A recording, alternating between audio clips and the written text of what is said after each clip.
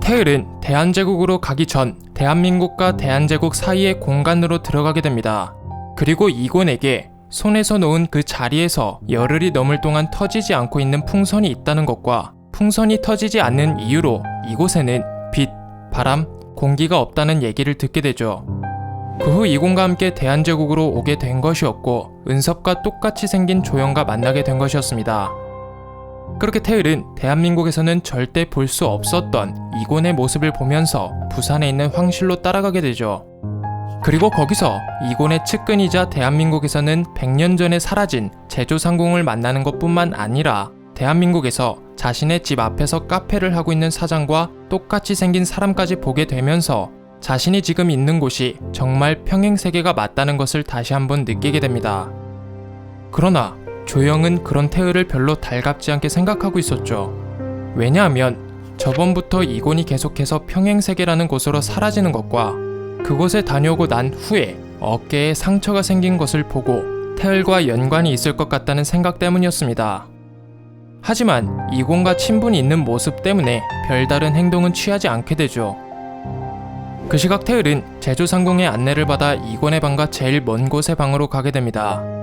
그리고 이곤은 어릴 적부터 정태을이라고 적혀있는 이상한 명패 하나를 가지고 컸다는 말을 시작으로 25년 동안 찾아도 없던 존재가 갑자기 나타나 놀랍지만 설명할 수 없는 존재는 이곤에게 피해만 줄 거라는 것, 더불어 이곤을 포함한 이 세계의 어떠한 궁금증도 갖지 말고 머물지도 말라는 얘기를 듣게 되죠.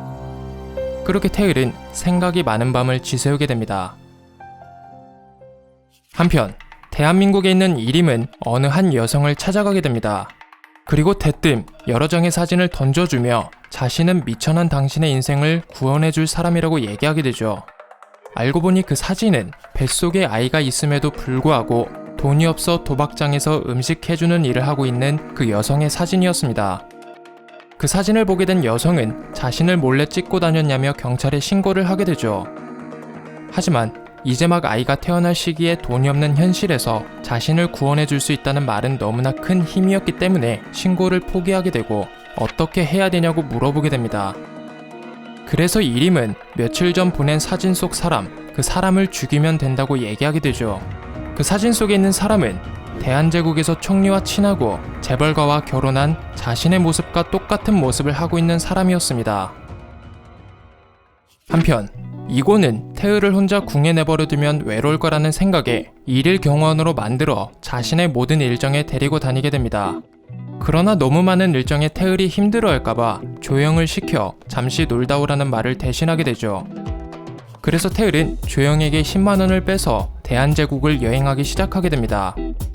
그렇게 이순신 장군 동상이 부산에 있는 걸 보는 것을 시작으로 대한제국은 첨단 산업에서 절대 빠질 수 없는 희토류를 전 세계에 공급하여 국민 1인당 GDP가 전 세계 4위라는 것, 아직까지 용포를 입는 것을 알게 되죠.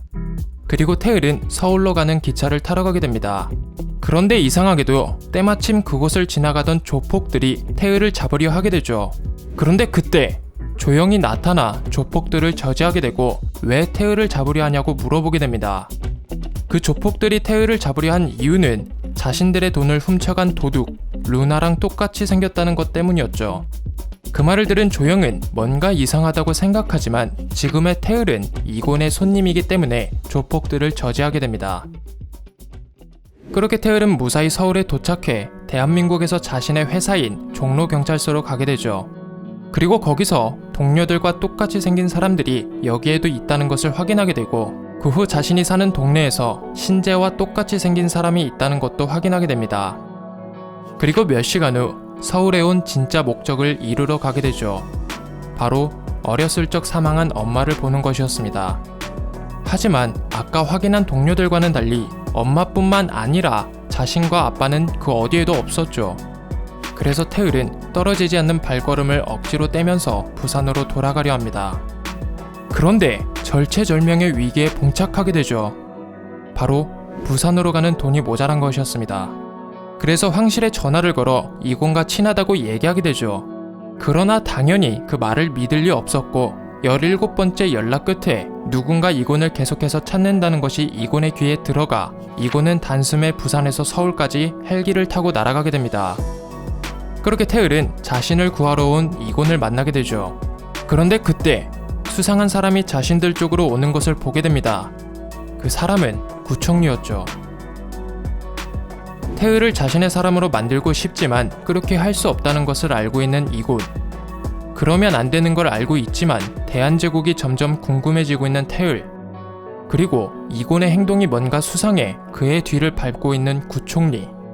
각자의 사정을 가지고 있는 이 셋은 앞으로 어떻게 될까요? 구독, 좋아요, 알람 설정을 눌러주시면 정말 큰 힘이 됩니다.